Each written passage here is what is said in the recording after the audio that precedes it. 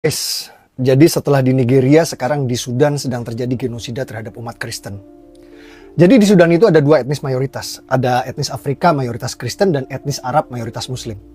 Konflik ini diawali dari perebutan kekuasaan antara SAF atau TNI-nya Sudan melawan RSF, kelompok paramiliter pemberontak yang mayoritas Arab Muslim. Kelompok RSF ini masuk ke kota-kota mayoritas etnis Afrika Kristen dan mengeksekusi warga sipil. Dalam satu hari saja RSF bisa membantu 2.000 etnis Afrika Kristen, baik wanita maupun anak-anak. Menurut laporan BBC, sampai Oktober 2025 sudah 150.000 orang tewas akibat konflik ini. Saya coba Google dengan kata kunci Sudan, genosida, Kristen, cuma ada satu media detik yang memberitakan. Itu pun tidak menulis spesifik yang jadi korban adalah etnis Afrika Kristen. Tidak ada Kompas, tidak ada CNN yang biasanya rajin bikin berita soal genosida. Ini kemunafikan media-media nasional. Kenapa tidak ada yang tertarik untuk memberitakan genosida terhadap etnis Kristen di Sudan? Karena pelakunya Arab Muslim. Coba kalau pelakunya Yahudi, garansi bakal jadi berita 3 hari 3 malam. No juice, no news. Kemanusiaan di Indonesia hanya berlaku jika korbannya Muslim dan pelakunya Yahudi. Rasa kemanusiaan buat seiman doang. Kemanusiaan buat seiman kalian. Saya dari Sudan dan saya bisa berbicara dengan bahasa Anda. Dengarkanlah suara kami. Ketika kamu tertawa, Rasa kemanusiaan buat seiman doang.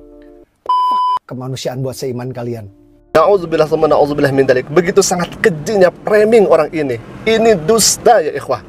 Bahkan tadi orang ini mengatakan, kenapa media-media itu tidak memberitakan ini? Na'udzubillah sama na'udzubillah. Banyak sekali media sudah memberitakan, tetapi andanya sendiri yang tidak tahu. Dan framingannya begitu sangat hebat. Dan ini adalah kebodohan, kedustaan yang sangat nyata ya kafilah. Katanya yang menjadi korban itu adalah orang Kristen di sana. Nauzubillah, la haula wala quwwata illa billah. Apakah Anda tidak melihat bagaimana korban di sana justru kebanyakan umat Islam? Aneh sekali ya ikhwah. Jadi seolah-olah kalau misalkan orang ini bercermin, yang disalahkan itu cerminnya bukan dirinya gitu. Kok ada ya orang yang semacam ini?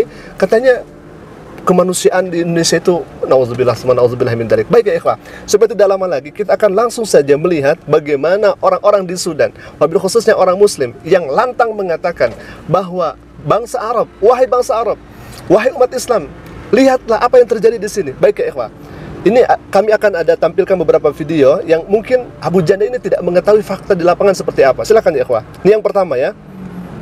Nahnu nunashid kull ad-dul al-islamiyya wa kull al-alam al-islami أن من حصل في الفاشل هذا ليس محاربة للدولة السودانية فقط، بل محاربة للشريعة الإسلامية التي نقتدي بها. نعمل بشريعتنا الإسلامية ونهتدي بهدي النبي عليه الصلاة وأتم التسليم. القصف الحسن للجامع في الفاشل هذا محاربة للدين الإسلامي. عن أي رباعية تتحدثون؟ عن أي تفاوض تتحدثون؟ Huna yuharabu din al-islami. Baik, ini video yang pertama ya ikhwah. Di sini mungkin kalau misalkan Abu Janda melihat bagaimana tayangan ini, mungkin dia akan tertampar dan orang ini akan malu semalu-malunya ya ikhwah. Sudah jelas korbannya kebanyakan umat Islam. Bahkan pemuda ini mengatakan, orang yang mengucapkan asyhadu an la ilaha illallah asyhadu anna muhammadar rasulullah itu ditiadakan. Ini sudah sangat jelas. Ini orang di sana. Jadi seolah-olah Abu Janda ini pengen sekali yang menjadi korban itu orang Kristen. Aneh sekali ya ikhwah. Jadi ngotot, pokoknya yang jadi korban itu non-muslim begitu. Yang menjadi korban itu orang Kristen aja. Jadi tidak melihat korbannya umat Islam. Kemana saja ketika masjid di Australia, kemudian jemaahnya itu didor oleh non-muslim, Anda kemana tidak bersuara. Kemudian masjid di luar negeri itu dibakar oleh non-muslim, kemana Anda tidak bersuara. Banyak sekali kejadian-kejadian di luar negeri, wabil khususnya yang misalkan membakar Al-Quranul Karim dan sebagainya. Kemana Anda tidak bersuara? Kemana Anda tidak bersuara? Lantas kemudian orang ini memframing, katanya di Sudan itu yang mati 2.000 itu adalah orang non-muslim ya kah? Nauzubillah min dzalik. Apa yang ada di benak pikirannya itu? Kita agak geram juga, tapi lucu begitu ya. Kok bisa ada orang yang semacam itu? Subhanallah. Baik, kita akan lihat video berikutnya. Ini jelas ya ikhwah, umat Islam coba. Ini di Sudan, ini umat Islam ya ikhwah. Pakai hijab, pakai peci, bawa tasbih. Mereka ketakutan ya ikhwah. Ingin agar keadilan itu ditegakkan. Baik, ini yang pertama. Yang kedua, misalkan ada ini nih.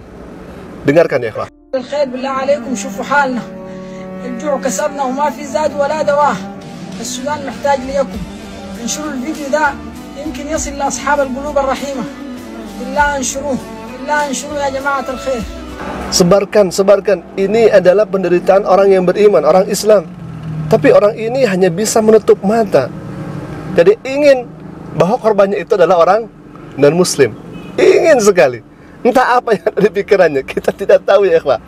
Jadi Abu Janda ini memang juara dunia dalam memframing ya ikhwah. Kalau misalkan disebutkan atau dilombakan antara framing yang ada, Abu Janda ini juara ke-1 ya ikhwah. Sudah jelas, ya Allah Karim. Jadi orang ini memutar realita seolah-olah cuma non-muslim saja yang kemudian menjadi korban di sana. Padahal mayoritasnya justru umat yang beriman, umat Islam. Dia mengucapkan asyhadu an la ilaha illallah wa asyhadu anna Muhammadar Rasulullah. Tapi subhanallah, aneh ya ikhwah. Saya tidak bisa berkata lagi ketika ada kemudian video ini di media sosial kemudian viral. Dan saya melihat videonya, kok bisa-bisanya Abu Janda ngomong seperti itu. Makanya sudah betul di media sosial berita-berita yang ada ketika tidak memberitakan bahwa secara spesifiknya non-muslim atau Islam yang kemudian menjadi korban, itu sudah betul di sana. Karena apa? Karena memang realitanya bahkan para pemuda di sana itu bersuara tentang Sudan, wabil khususnya umat Islam. Mereka bersuara, bukan hanya 1-2 ya ikhwah, banyak sekali. Bahkan ada orang Sudan sendiri yang mana belajar terlebih dahulu bahasa Indonesia. Untuk apa? Untuk disebarluaskan supaya orang Indonesia sendiri mengetahui apa yang terjadi sebenarnya di Sudan. Orang ini orang Sudan ya ikhwah, tetapi orang ini pengen agar orang Indonesia mengetahui kejadiannya seperti apa. Sampai-sampai orang Muslim ini menyampaikan pidatonya dengan bahasa Indonesia. Baik, kita akan lihat bagaimana isi dapurnya. Silakan. Saya dari Sudan, dan saya bisa berbicara dengan bahasa Anda. Dengarkanlah suara kami. Ketika kamu tertawa, berjalan bersama orang yang kamu cintai, makan minum dan bernapas dengan tenang. Di Al-Fashir Barat dan banyak kota-kota lainnya di Sudan, ratusan warga sipil dibantai dengan cara yang brutal dan tidak manusiawi. Yang lain, mati kelaparan, bahkan mereka pun sudah tidak memiliki makanan hewan untuk dimakan. Sementara saya berbicara kepada kalian tentang penderitaan kami, orang-orang di kota Al-Fashir sedang sekarat dan dibunuh-bunuh dengan cara yang paling mengerikan. Tanpa alasan, tanpa kesadaran. Mereka pun tidak bisa melarikan karena milisya RSF yang didukung oleh Arab Emirat mengepung mereka dari seluruh arah. Tidak ada yang bisa membayangkan betapa kejam dan beratnya keadaan yang sedang mereka alami. Keadaan ini masih berlanjut sejak perang mulai pada 2023 sampai sekarang. Dunia hanya diam, tidak ada yang tahu apa yang sebenarnya terjadi di negara saya, di Sudan. Kami berjuang sekuat tenaga agar suara kami bisa terdengar di seluruh dunia.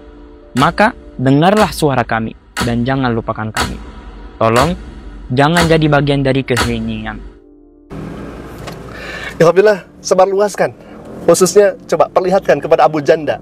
Semoga orang ini sadar gitu ya. Ya, paling tidak tahu diri lah.